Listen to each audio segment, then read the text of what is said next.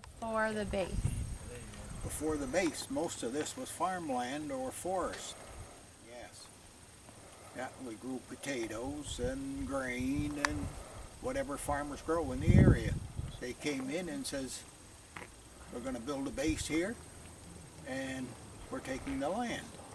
Well, I was probably too young to really realize that at the time, being 8 to 9 years old. We bought a farm in New Sweden and farmed until my dad retired in that area. We left in July 4th, 1947. What was it like during the construction? Well, all there was earthwork going on at the time. There was very little building or anything. There was temporary quarters and storage buildings and etc. But other than that, it was leveling the ground and knocking down trees and preparing for the buildings that are here today. I have a map that there was at least 50 on the initial purchase, but that wasn't all families that lived here. Some of them just owned land here and farmed. Yes, they compensated, not the best in the world, but whatever the government would do. My father worked for a few months as a carpenter's helper on here while we were moving and that type of stuff. I mean, you're being uprooted and asked to leave your land that my father and his brother had come up in this area and cleared the land and made it into a farm. So they put a lot of work into it. The land is what is today called the pea patch, or used to be called the pea patch, which is north of here. It was a parking area and maintenance for airplanes. When I was first introduced to the base here, there were only 3 permanent buildings. One was the arch hangar, the other one was building 6000, and the other one was the operations building. But there were a lot of temporary buildings that they brought up here from Holton, from the airport in Holton. They used to ferry planes across from Holton into Canada during the Second World War. The country didn't want to get involved, so they wouldn't fly them across. They'd tow them across. Then when that was done, they brought the buildings up here and bolted them together. And there were a lot of temporary buildings. Those are all gone now. The chance to make a good living, and I did. So did you? I was involved in the majority of the other buildings here, though, as a worker, and then eventually as a local contractor, electrical contractor. There was some huge construction equipment here. Weiner, Campanelli, and Cardi were the big earth contractors, and they were big. And up at the 38th, which some refer to as East Loring, Perini out of Massachusetts was a big earth contractor up there. And the base changed from day to day with all the equipment they had here. It went fast. And in fact, at the time we noticed that there was an urgency in getting things done. And like I say, if you missed a week for some reason or other, when you came back, it had changed so much you'd hardly recognize it. There was a lot of big construction. Every day you'd turn around, there'd be new road built here somewhere, or woods that was there would be gone. And the buildings went up fast. Well, I was in the electrical work, and we worked. There's an awful lot of stuff underground here, down the main road, which we used to refer to as the Burgoyne Road. There's an awful lot of duct banks underground. All the communications and telephone and security is all buried in what we call Orangeburg, and it was all cemented in at the time. All that doesn't show, but there's a lot of it there. I was involved in some of the security work at 38th on the, I had a clearance to do security work in the igloos up there.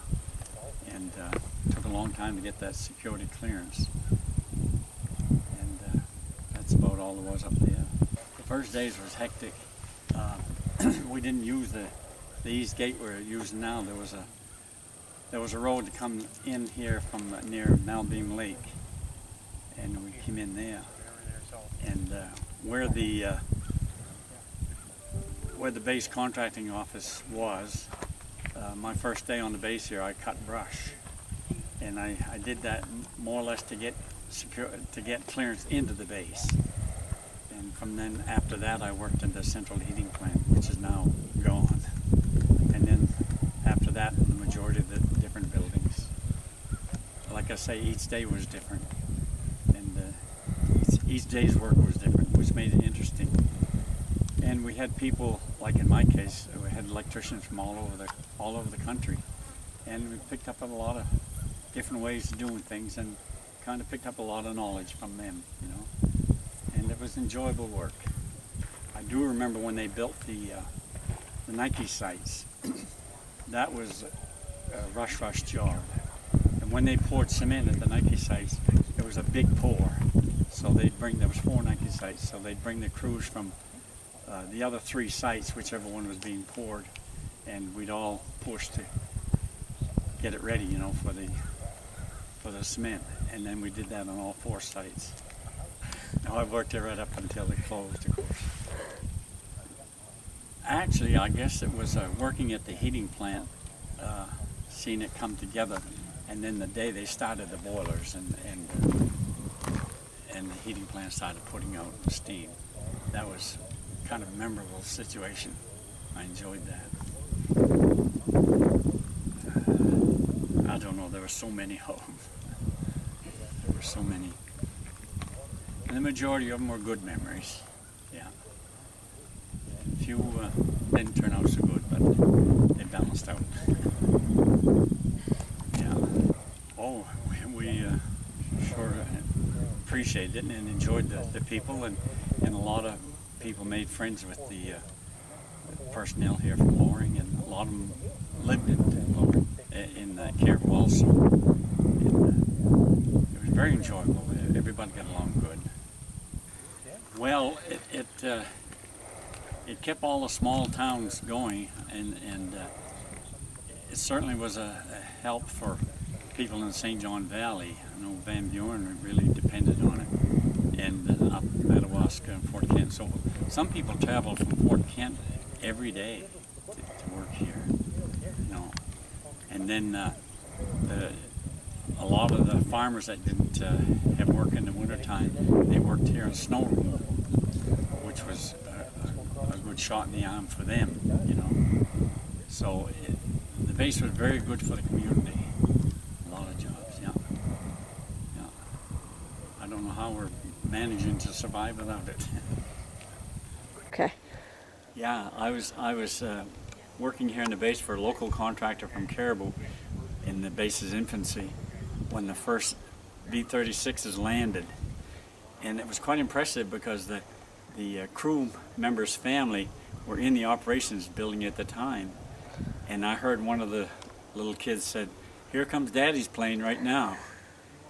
And then when the base was officially closed, I was doing a contract for the Air Force, believe it or not, at the Dr. Corey Daycare Center, putting in a fire alarm system. And the janitor said, he said, "The last B-52s are leaving. You want to go up and see it?" So we did. We went up to the operations building, and there was 2 of them. And the first one, they took off one behind the other. The first one got to the north end of the runway and veered to the left. The second one got to the north end of the runway, and then he veered to the right and went over Canada, and then circled around and came right back towards the operations building, crossed the runway, and dipped his wings just as he was over the runway. It was quite impressive. So, yeah. I used to drive over here and just drive around the empty parking lots, and it was sad. Yeah. But, every once in a while they'd have what they call a penetration, and I guess people would come from other bases to try to penetrate the area, I guess that was a standard procedure with the Air Force. And they had one day, and we were coming to work, and the cars were backed up on what was at the time was called the Sawyer Road, but now it's the West Gate Road. And the cars were backed up way up to Marlowe Station, going through one at a time. And I was pretty near over an hour or so in line, and there was an officer dressed in his dress uniform, and they were going through his car. Are we all set here? Make an impression, I suppose. Still hear voices. And No, Matt's, where's Matt? all of a sudden, Domino's Pizza car Matt's in there went somewhere. by, and they waved him right Okay. through.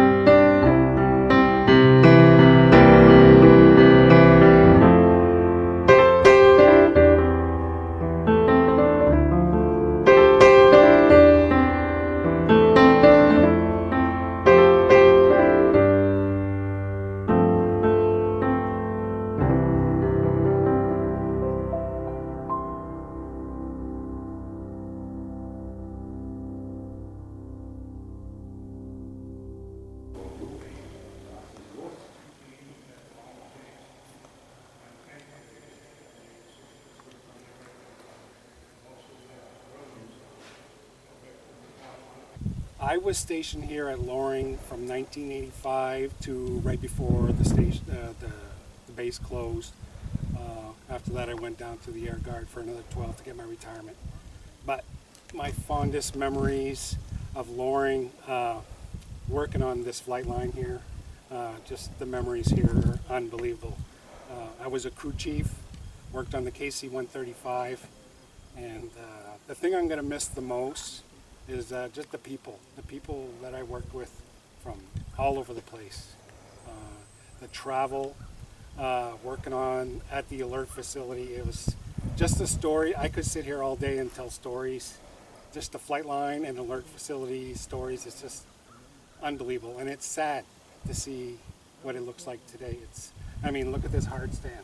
This is where we park tankers, and it's crazy. It's sad. Well, I can remember working in the winter time when it was really, really cold out here. It got so cold some winters where we were actually in a buddy system where it'd be like 20 below and you go out for 5-10 minutes. I don't remember what the time was, but you get so cold, you run back in the truck and someone else would take your spot. Removing snow off the airplanes, that was hours and hours of snow removal. Was just, it was hard work, but it was rewarding work. And you know, you got back to your families and you were tired at the end of the day, but it was worth it. You really didn't complain. It was a job. It was unreal. It was just hard to explain. One of the stories that sticks to me is one time they used to do medevacs out of here, and my plane got chose to do a medevac. And one of my coworkers' wife had a premature baby, and they had to medevac it out. So they chose my plane. We took it. Typically, a lot of the tankers went to Bangor, but this one was a special case where we had to fly it to Andrews Air Force Base, and got them there. And they told us that after we left, they said another 10 minutes, the baby would have made it. You know, it's stories like that. Unbelievable. You come on the flight line and you see maintenance trucks, you see tow tractors, you see de-icers, you see, I mean, it was just like a city in here. There was traffic going here, airplanes, taxiing in and out, B-52s, tankers. This was just a moving place. If people could see it now, the people that were here from years ago, and I'm sure there's a lot of veterans out there that haven't seen it, what it looks like now. You need to come up here, take a look at it now. It's the memories, it'll bring back a lot of memories for a lot of people. And what did you do when you were here? Okay, my wife and I arrived at Loring Air Force Base almost exactly 40 years ago, in October of 1976. I was a young lieutenant at the time. My first job was as a navigator on board the B-52Gs, and then in 1980 I upgraded to Bombardier Radar Navigator, was the official title, and that's what I served for the next 4 years until I then departed the base into civilian life. But my job was to guide the aircraft as far as providing mission data. The direction of the aircraft was to be traveling along a pre-planned route, not only to link up with the tankers, but also to practice navigation like out to wherever our next activity, the low-level training route, the simulated bomb run, and then back to the base for pilot practice.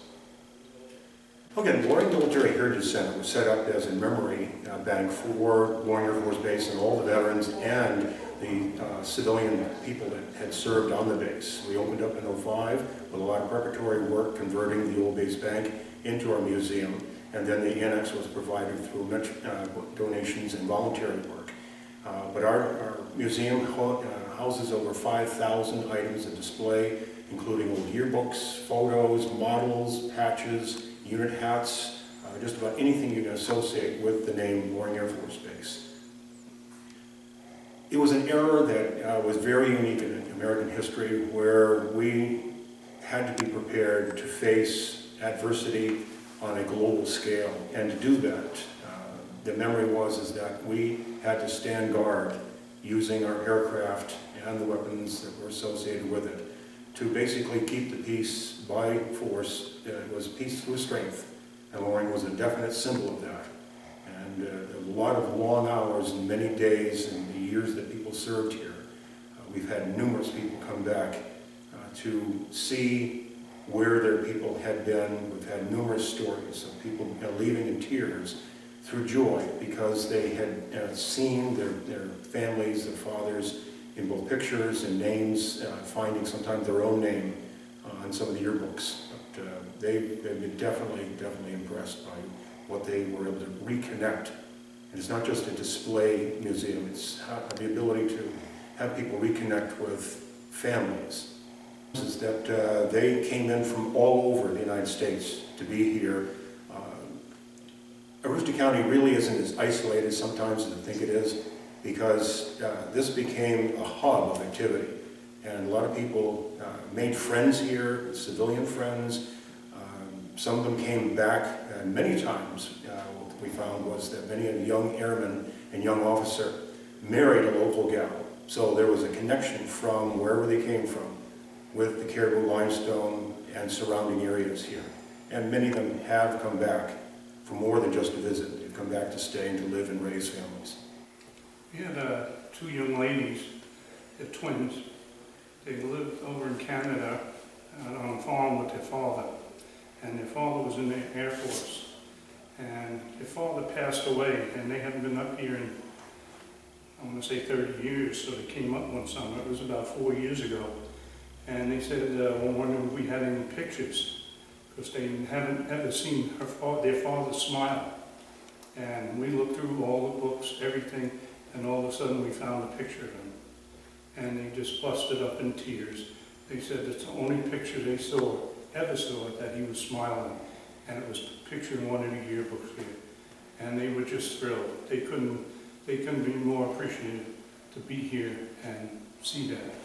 It's something they wanted to do in their life. They were about 60, I guess, at the time. And they've been waiting all this time to come up here to do that.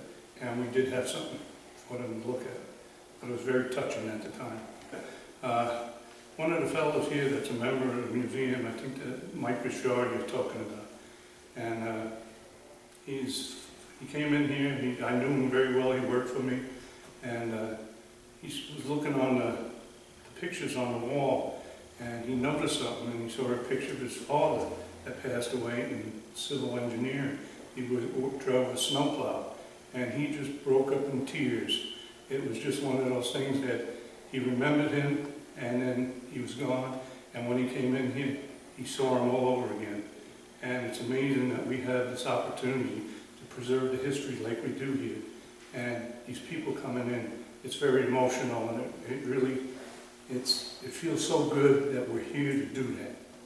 Provide this for the people. It sort of completes a family that's had feelings and had parents that worked here, that part of their history was gone. And we're able to preserve some of that, so when they do come here and look for something, we're able to come up with it.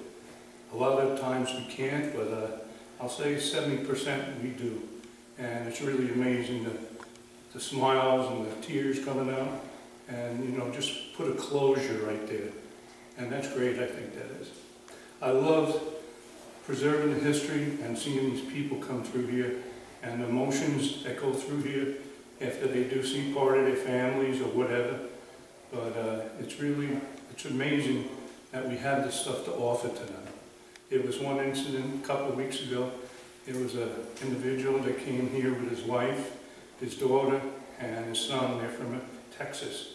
And he came in here and he said his father was the base commander. And I said, really? So I said, we should have something on it. And he told me what year it was. It was 1960. And I know we have a yearbook of papers back there, and we looked for hours and that. And then all of a sudden we found a picture of his father sitting at the desk as a base commander. And he just looked at him and he had to walk out of the building.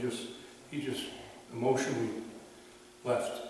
He came back about 10 minutes later and he couldn't believe we had a picture of him here. And he said he was so impressed with the artifacts and preserving all the history here that he said he was going to try to make it to the open house, him and his wife and the children. But that's just some of the amazing things that we see here, that I've seen, and everybody else goes through it too with their different stories.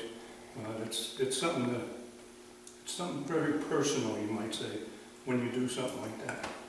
Years ago, a group of people, Matt Cole was one of them, and a few other people, they got a hold of the retired people in the area.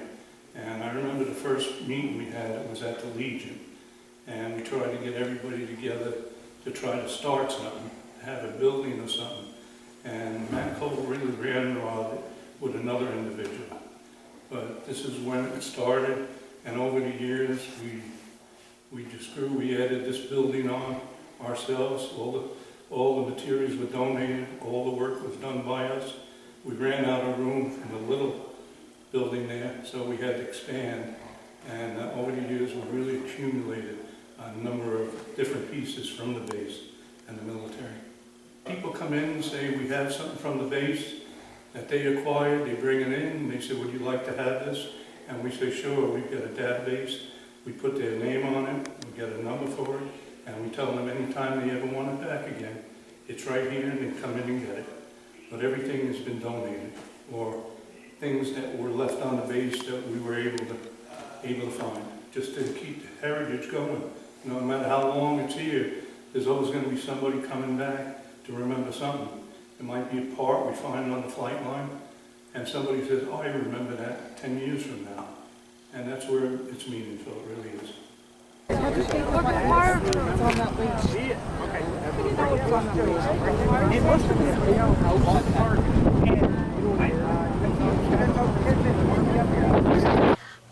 I was married to Richard, I still am married to Richard Belanger. He served here from 1969 to 1972, and we were married in 69 as soon as he came back from basic training and tech school.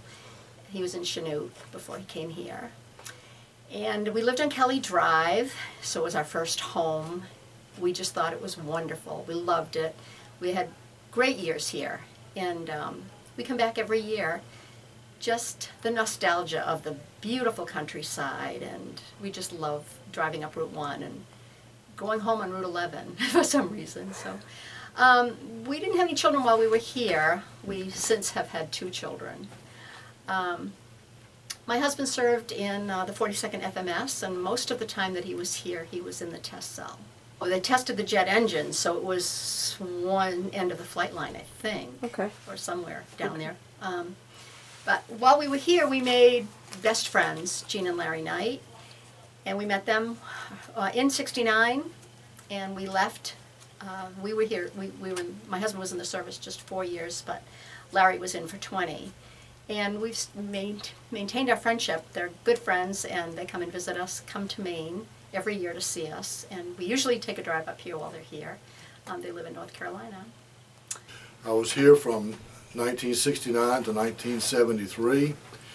My best memories are more than one, really. My son was born at Loring Air Force Base in 1970. That's 46 years ago. And I was also Scoutmaster at Limestone for the troop and attended the Winter Remembrance for 1971 and 1972 at Loring. We lived in the Caribou Mobile Home Park. We brought a trailer from North Carolina to Maine, and that was quite a trip. We enjoyed our stay. I came here TUI in 1965 and said if I ever got stationed here, I'd probably kill myself. But yet, when I was actually stationed here, I came to love Loring, and this makes 38 years that we have returned to the Maine area, and this is the 5th time we've been back to Loring. We have dear friends that work with us here at Loring while we're stationed here, and we come with them when we come. I was a staff sergeant when I was at Loring. I worked at the field maintenance test cell. My best buddy was Richard Belanger, who is still one of my best friends. I was an E4 at Loring, 42nd OMS Bomber Branch, 1969 to 1973. And no children. I was single. I wasn't married then. Let's see. Life on Loring. It was cold, but I'm from Maine anyway, so it didn't bother me. Favorite restaurant? Went to the Rendezvous, the Crossroads. Rendezvous still there. We just left there, as a matter of fact. Like I said, I was an E4. I had 2 years time and grade for E5, and I did not re-enlist. When I got out, I was relieved, but if I had to do it all over again, I would in a heartbeat. I had a Chevy pickup 1972, brand new. Bought it down in Portland, Maine, where I'm from Westbrook, which is southern Maine, and 4.5, 5 hour drive from here. But yes, I would do it all again. I miss it. Okay. Yeah, I was in the 42nd OMS, Crew Chief P52, 58219. My plane went, I was an E4. I went as assistant crew chief. Tom Nee was went as the crew chief. And we had a great time. There was a great time at the bombing competition. I drove a 69 Dodge Coronet 500. We used to be able to drive on the flight line, park right next to our airplane, pre-flight it, and put our tools back in our car and drive home. Oh, I enjoyed it. You did? Yes, I did. I'm from Vermont, but I was stationed here 4 years. I went to Guam for 4.5 months, 6.5 months, but enjoyed them all. Got some good friends here, still do. I was a staff sergeant in the U.S. Air Force. I was stationed at Loring from 1991 to 92. I really enjoyed my time here, despite the cold. For some reason, the Air Force, in its sense of humor, sent a Florida boy to Maine. I enjoyed working with Master Sergeant Contney here and training with the handlers at the kennels. I was married for the first time here at Loring. I had my first child here at Loring, and my first divorce here at Loring. So Loring was eventful. But I'll always remember my time here, and I like coming back here every few years and see how the place looks and just kind of visit it. I'd say training with the handlers and coming up with things that they didn't expect. We had a couple problem dogs. We had one dog that wouldn't do the catwalk. He didn't like a ball. He didn't want food. He didn't want to do anything but bite people. So we finally convinced one of the handlers to get up on the catwalk and let the dog attack him on a 1 foot wide plank 4 feet off the ground to convince the dog to go across the catwalk. And we did that over a series of several days, and eventually the dog went over the catwalk. That same dog, coincidentally, was the ring bearer in my wedding. And it took some convincing to get the priest to allow a dog in the ceremony, but it was right here on base. The honor guard was there, and he was a very good ring bearer. We had a Chevy S10 Suburban, and it was good. I remember driving off base one day. We hit something, and it turned out to be a pair of channel locks that someone had lost, and it punctured the tire, flew up in the air, and at 40 miles an hour landed on the hood. So I got a free pair of channel locks and a tire repair out of it. I was here from September '57 until June of '62. I started out in OMS as worked down at the airframe shop, and we changed struts, flight controls, rigging, windshields, did the jacking for different things, you know, and it was a good job, heavy job, cold. I saw 54 below zero here. I was working on the flight line with the alert pad, trying to get my airplane on alert, and it was so cold that when we drained the sump tanks, it froze up, and I never could get it stopped leaking. We worked on it for like 10 hours. I got frostbite on my nose, on my ears, hands. Long night. But they finally wound up canceling it that night, and we went on the next morning after it cooled off, you know, warmed up a little bit. We had, our daughter was born in 1958, and I don't know if they had were you born in the base? Yeah. Yes. Okay. Yeah, Cheryl. Well, she was born on Mother's Day, which was sweet. Actually, she was my third child, so it was easy. Well, I kept busy with the children. I had 3, and I had a nursery class in our home, which was approved by the base, and I had about 25 children that came twice, well, some in the morning and some in the afternoon. Kindergarten was not mandatory then, and so that's what we did, basically. I had a '56 Chevrolet. Almost relatively new car, but it kept breaking down because of the cold temperatures, the type of oil I was putting in it, which was 10W30, but it was a brand that I just found out was not a very good brand for cold weather. And But I found out that we could change the gears with a screwdriver. Just jam the screwdriver in there and go ahead, because the thing, the stick broke off.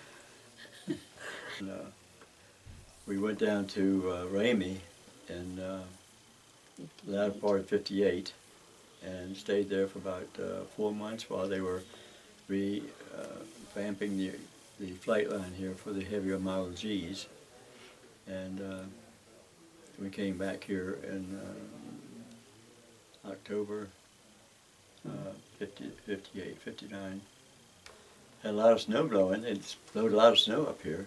You know, we averaged about 14 foot of snow a year.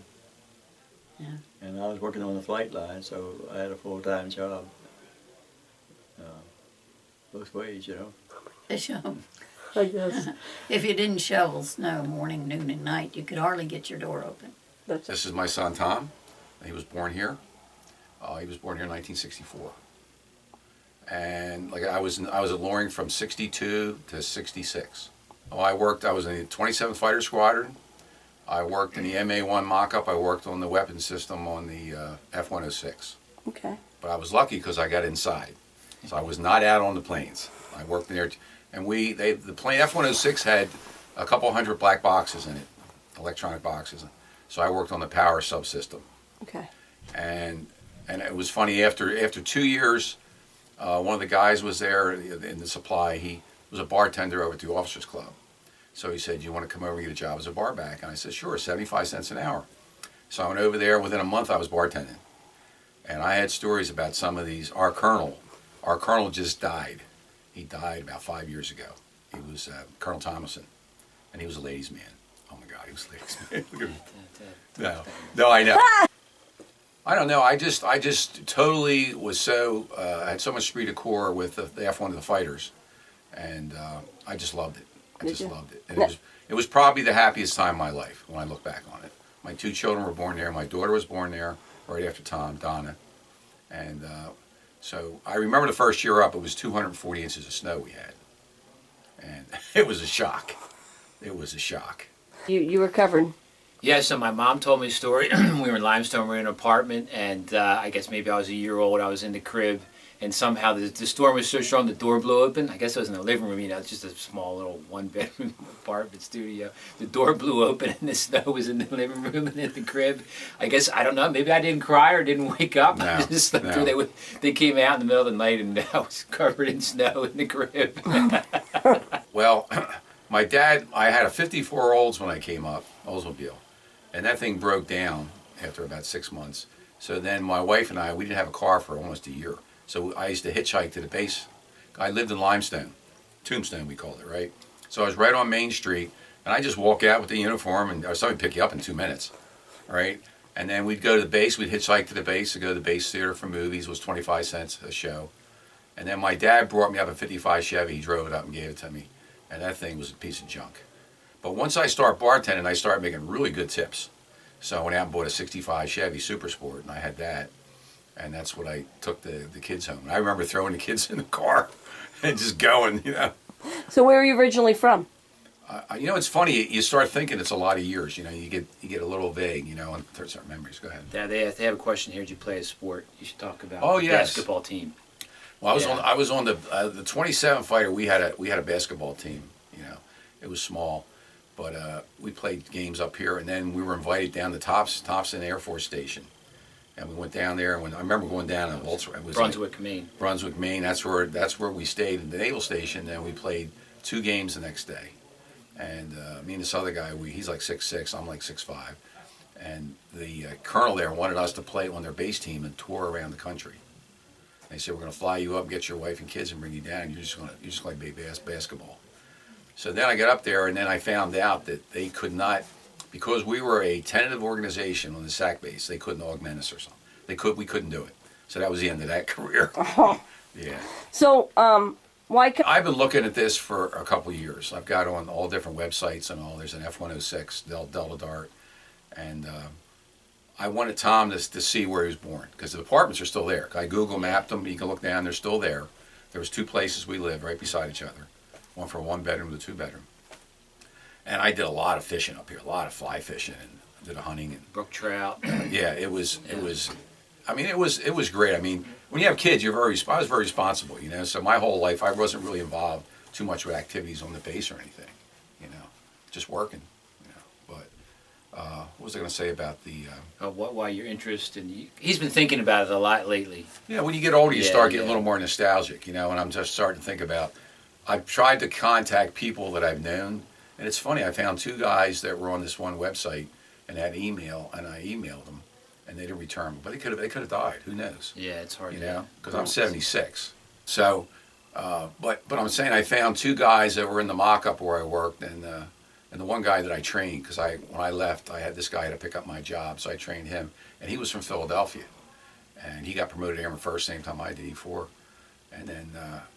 He took over, and I found him, searching, and I had a phone number, and I called, and it didn't really sell. It just said you got this number, and he never called me back. So I don't know if it was a good number or what, because it didn't say his name or anything. But I like to talk to him. I'm a talker anyway. But I'd like to meet somebody from the 27th, which I doubt's not going to happen today. But I looked up the F-106 has reunions. Not the 27th, but there was like 20, 25 squadrons back then in the country, and they have reunions, and they're having one early next summer in Nashville. So I'm going to that. So I'll probably maybe I'll meet somebody there, you know. Good. I think it was the Rendezvous, I'm not sure. But I remember going to a restaurant, and this lady, I think she was the mother of the owner, and she used to walk around with a fly swatter and kill flies on your table while you're eating. These things I remember. My mom told me that same story. Oh, you swat them down, right? So you pull them off. I was stationed there from February 1958 until November 1961. Rank and what did you do? I was an airman second class, and I was in crash rescue. I worked in both fire stations, one at the structural station for a while, then I was at the crash station on the flight line. The last 2 years, I was a dispatcher. In fact, while we was in school, first 2 weeks in school, they called all hands. We had a B-52 catch on fire. And they just refueled it, and one of the engines was leaking, so they started it up to burn it off, and it burned the whole plane down. Hot, very hot. I went in first, especially this is my first fire. And they relieved me, and they put a more experienced guy in there, and they had me running the pump, because we was using a structural truck. And they kept after me for more water pressure. And as more pressure I gave them, and all of a sudden the motor stopped, and I threw a rod out of the motor. I wanted to see the base where my daughter was born and where my husband was stationed. But I loved it up here. And as we lived in Washburn, I just thought the country was beautiful, and I thought the snow was nice. At 1 or 2 times we were told it was high as a telephone pole, and they had to use those big machines to remove the snow. Do you know what that was, Bob?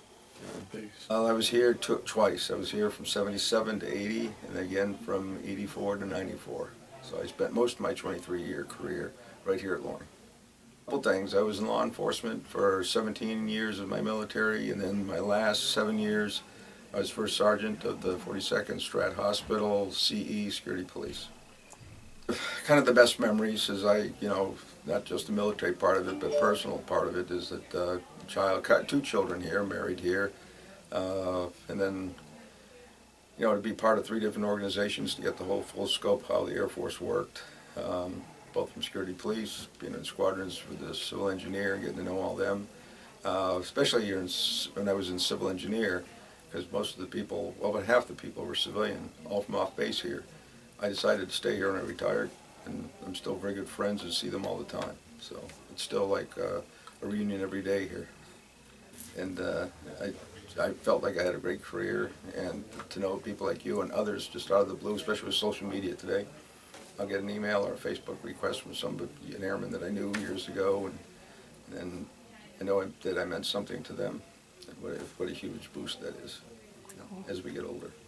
I was at Loring. I came in November of 55. I left in 59, January. I was an air traffic controller. I worked some of the time in the tower, but most of the time in the RAPCON center. I happened to be talking to the B-52 that went off the end of the runway. He stopped just short of the East Gate Road. And I was also the last man that talked to the B-52 that piled in about 4 miles south in the potato field in Limestone. It was very foggy that morning, but the explosion was seen from the control tower. There wasn't much left. We had lots of fun here. We didn't do a lot, but nothing destructive. We had a good time. always. I was working on a crew one night after I first got here that we had 9 tankers take off, KC-97s. When they came back, we were below minimum. So General Martin came into the center and he said, tell them to do whatever they want. If they want to bail out, head the airplanes east. If they don't, it's up to them. So they all were given the option, and they all made it. One of them almost didn't make it, but that only counts in horseshoes and hand grenades. He got down, but his throttles were froze open. So couldn't move. So he had to lift the airplane back off, close the cowl flaps, come around again, and that time he made it, and the weather was so bad that the follow me truck had to go out and escort each airplane in. And they go by one runway light, they couldn't see the next one. But we got them all the way in. I was sheet metal field maintenance, 93rd Field Maintenance from Dow Air Force Base. We had to land here. We came from Thule, Greenland. We were TDY at Thule, Greenland, and we had to land here because of the frost heaves at Dow Air Force Base. Okay. We stayed here for a little over a month before we could get our planes to Dow. Well, it was huge, but we pretty much stayed. And then I was traveling back and forth because I brought my car up here from Dow, and we were going back to Dow weekends. Okay. Until we flew back, When I first got here, I was an airman 3rd class. That's 1 stripe. And I made airman 2nd class, and at the end of my 4-year enlistment, I was still an airman 2nd class. I was only considered for airman 3rd class. The 1st class was the 3-striper. Okay. One time, and the guy that got it had 14 years of service. I met her at the dances in Caribou at the VFW. She and I kind of got along, and we started dating, and after about a year we got married. When I got at the end of my enlistment, we had 1 child and a daughter, and she lives in this area right now. I was an air policeman, and I went through air police school at Lackland Air Force Base, and then after I finished school at that and basic training, there were 4 of us that came up here, and we drove up here with a fellow from Florida. He had a Studebaker, and he didn't have a heater in that car when he got home after his basic training, and he did get a heater put in it, but he missed one very important thing. There were no defrosters in that car. And all the way up here, whoever was in the passenger side had to scrape frost off the inside of the window. Okay, this one right here is called a Liberty Pass. It's where I had got permission to go into town and visit with people, or go to the picture show, or anything like just to go out and eat or anything. If I left the base, I had to have that with me, because the air police checked it when I went out. They were the ones that were on the gate. Now this is my weapons card. When I went to work and was guarding airplanes, I carried a rifle. There was a period that I was like a desk sergeant. I carried a sidearm, meaning a pistol. But I had to have this when I went down to the armory, show my card, they would give me the weapon, and they would put my weapon, my card, in the slot where my weapon normally went. When I came back, I cleared it, turned it in, they handed me my card back, and they took the weapon away. Now this one here, this is my meal card. Being single and living in the barracks, I ate in the mess hall. And I had to go in there and show it to the person that was at the desk, and he let me in and I could go eat. Now this it's called an off-base work permit to go off base and without having blues on. In other words, in fatigues. When I was married and lived in town, I had to have this to go off base and fatigues. You didn't wear fatigues when you left the base. You had to be in uniform or in civilian clothes. So. Cool. This is all kind of old Corps stuff. I think being newlyweds for us. Okay. So it was my first home, and it was what the benefit though was that I had family. My father was from Caribou, so even though we went to Westbrook High School together in southern Maine, I had family up here. So Sunday dinners with Grammy, you know. That's cool.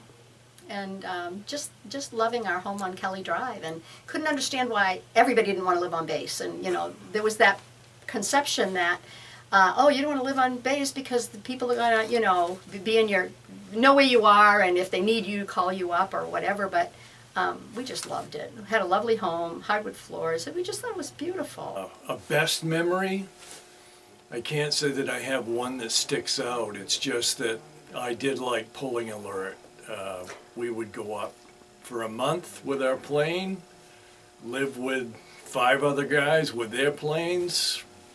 That's one of my best memories. One of my worst is, I think it was 208 in 1972 when it burnt on the ramp out on one of the hard stands in the ballpark. The fire department, they have pictures. Cuppy has some that you can look at. I want to see, he's told me stories about how he caught these brook trout, different brook trout he caught, and I'll actually be able to go to that. I never thought that I would see that stream, you know, it's so far up here, you know, but we just decided to go for it. When I was driving a crash truck, my crew chief ended up being my brother-in-law. His sister came up here from Ohio to spend her vacation, and talked her into staying. 6 months later, we was married. And we had 2 children before I got discharged. And actually, I was talking to some of the new folks, or the older folks that were here, and they remembered some of the security police storms, because I lived in them, and they did too. They lived in them 10 years before I did, and they wanted to know what happened to them, so I was able to tell them. So then that brings up more stories, and it doesn't stop.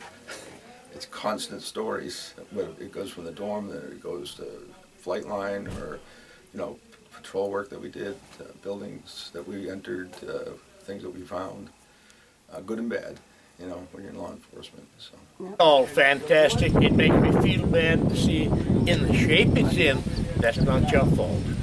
And it's nothing like it was when I was here, because everything was taken care of. It was really a beautiful base. I had the opportunity to meet the late, great Jimmy Stewart, and I got a call from Presque Isle one day while he was here. I was at work, and they wanted to talk to Colonel Stewart. He was colonel at the time, and he answered me back, "Which one do you want to talk to? There's 3 of us here." He talked just the same as he did in that drawly voice that he acted in. He was here for 2 weeks, and he was up flying for 1 week, and then he went fishing for a week. Did he really? Yes, he did. Nice. He and the general took a helicopter and went somewhere. Where did Jimmy stay when he was here? Do you know? Officers' quarters somewhere. I don't know. You don't where. know. So he was treated in the same manner as everybody else. Just the same as everybody else. I was initially an air policeman, and all I did was foot patrol around parked airplanes that were in the pea patch area.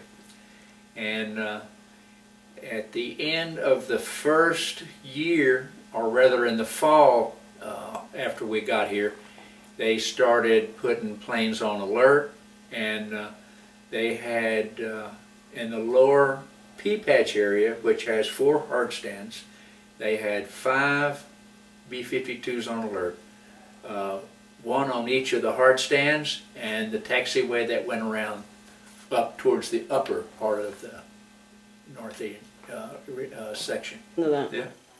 And this thing gives them information about what kind of airplane engines we have, for instance, and the equipment that they use to get the airplanes going, and it was just this place will be here for eons, I think.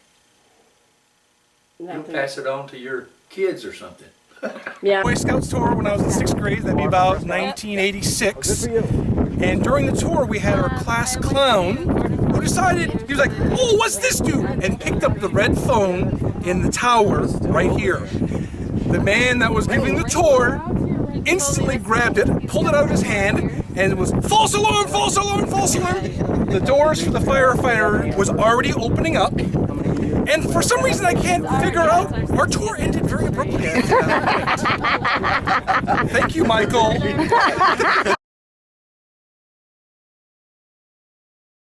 We came back after the base closed, and it was sad. It's very sad. We looked in the windows of our home that's no longer there, but at the time, looked in and, you know, with the heat turned off and the floors were all warped, and it was really sad, and the grass was long. And Well, I'd always wanted to come back and see it. We had, because we had our child, our daughter was born here, and we just liked the knowledge that it was still. We knew it had been closed down, but I wanted to see what was left of it, and it's been so long since I was here. I left here in '62, and since then there was a lot of additions on the base, a lot of modifications up, and then after the base closed, it's a lot of tear down stuff. You know, they really tore it down. They really messed up the whole area around here when they closed it down. My wingman at Loring would be probably my roommate, Calvin Bixler from Pennsylvania. He did stay in, he was a bomber crew chief also. My aircraft was 202, 580202. My best man was Ronald Gilbo. He was my roommate for 4 years, or 3.5 years. Oh, they were all buddies. When you went to work, nobody had anything above another. We were all the same.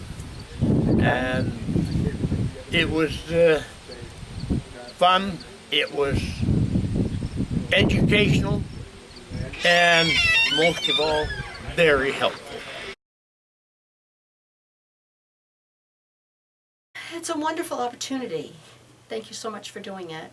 To get people together. We were hoping that we might see people that we knew when we were here, but I don't know that that'll happen. I think the open house is wonderful, and I think you guys do a great job. I really do. And I thank you for that. Thank you. Okay? Okay. I like it. It's a very good idea. Cuppy and her boys, I'll tell you, they've done awesome. Thank you. Well, we came last year and went around base and checked it out. Pretty sad to see it, you know, but nice to come back with our friends and talk about old times. I came here 2 years ago and was very depressed at how old I must be for this place to have changed that much since 1992. And then my wife found the Facebook page for you guys, and so we started following the Facebook page, found out about the reunion, and decided that we'd come back. And when we came, the museum wasn't open, and I really wanted to see it. So that's why. We drove around the base some today and went out to the big arch hangar, and drove a little bit around it, then back down to the other one. And drove around it and seeing the areas where I used to pull magnets when I was not flying. And it was a good show today. Okay. Couldn't find my way back to here though. I'm a sentimental guy, and there was just a lot of memories here. And I think sometimes I'm looking for answers that after 55 years are kind of hard to find. But it is very discouraging to see the base that it was closed the way it, because I remember it when it was very active. Right now, I think I only met maybe 3 people that I knew. But that's not the important thing, because as I'm talking to all these others, it's like I've known them. Because I'm talking to people that were here different eras that I've been here, and it's like we were here together. And that's because we're all brothers and sisters here. And that's the memory I'm going to take away from this while we're here. I think you've done one fantabulous job. And the good Lord willing and the old man don't stop me, I'll be here in a couple of years. I said, what is this place anyway? It's kind of a museum, and for the public to come in here and look to see what military people, what it was like to work around, be on this base, and how us old veterans come in here and talk about our old military times. Some people, they were only in the National Guard for a little while, but they like to come out here and see what it was like, on active duty. And this gave them a little glimpse into that. Yeah.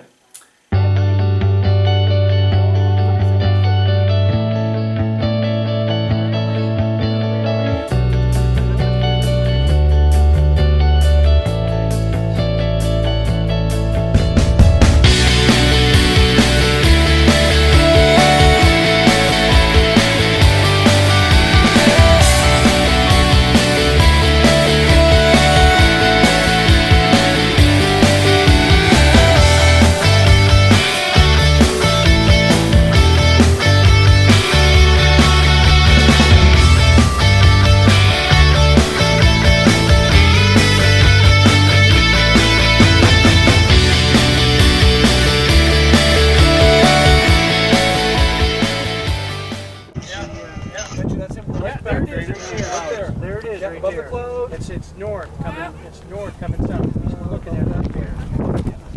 North coming south. Here we go. Over there. Coming in.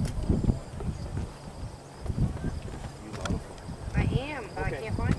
Yeah, the plane's coming over right now. The plane is coming with the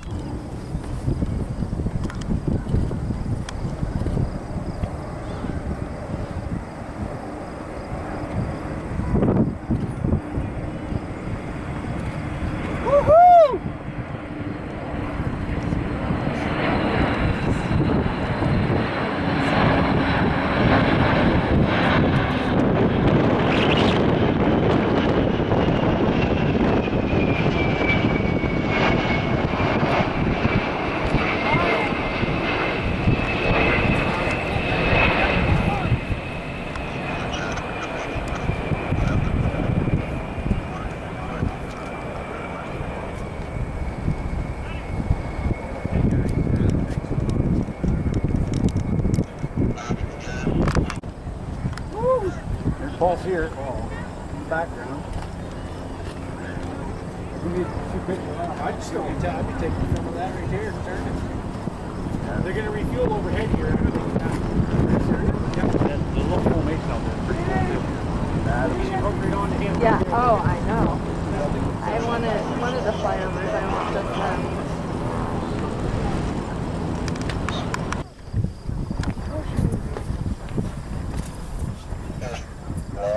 Radio check.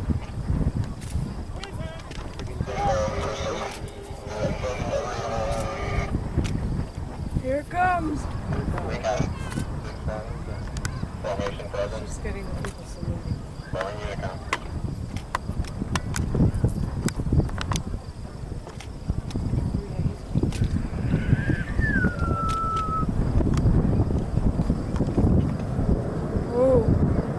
Listen to that. Yeah, tape it.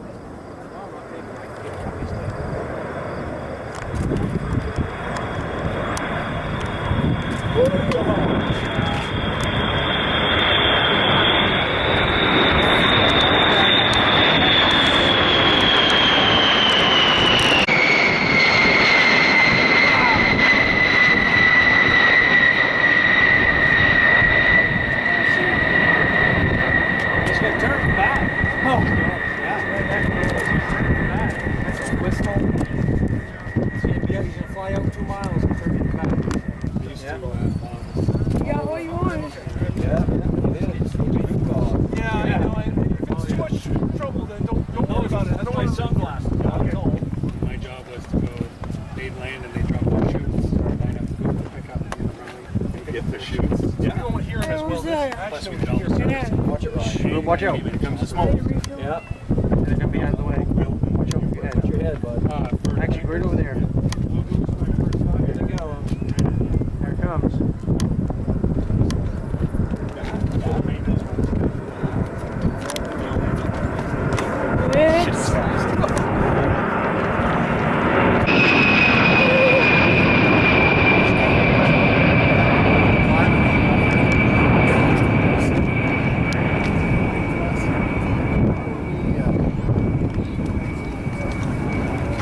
The hell of it, they offered yeah, it was right in line with the field. Yeah, I remember right over the top of the field. He's going to go up and catch that tanker. That tanker's going to come right around you and they're going to hook on.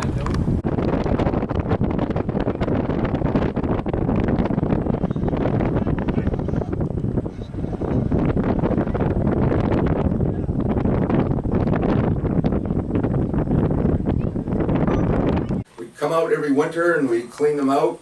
The bird nests are in there, so we know they're being used. I think every one is being used. And then the mice get in there for the winter and they build nests on top of the bird nest. So all year long we're taking care of wildlife, no matter how small. And we get in there to clean them out so we can have the bluebirds or the birds come back in the spring. And the mice sometimes are still in there. So they stink. They're just an awful animal, I'm sorry. They might feed a lot of others, but we open it up and you can smell before we open it that the mice have been in there. Some of them are still in there. You wonder how they get.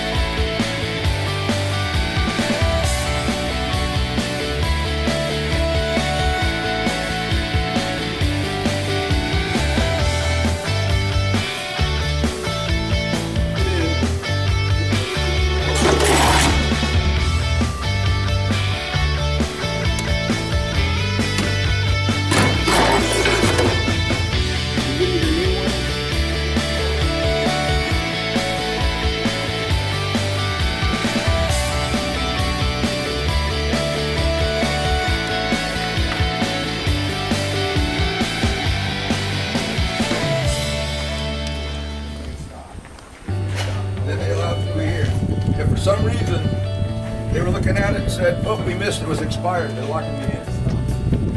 I'm not getting out of here until they check it. And if everything's okay, we just come through. We come through. Must have been cold if you got stuck there in the winter. Oh, yeah.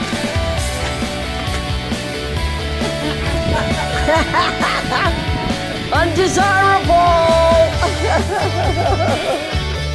Kelly called me to marry me too. He wouldn't let me out till I leave him. That's a gun, that's a fighting, let's say somebody didn't get through. No, you don't have to go that way. On that one, you're probably going to left. Yeah, that is but Mom's Biodiversity, they built the nest we were doing.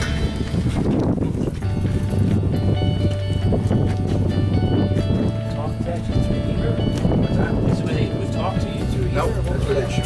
Oh, shoot you. Talking to you? Yeah, if something. That's where they shut you up. Yeah, if something went bad and they had to take you out, they're not going to open that door to come out.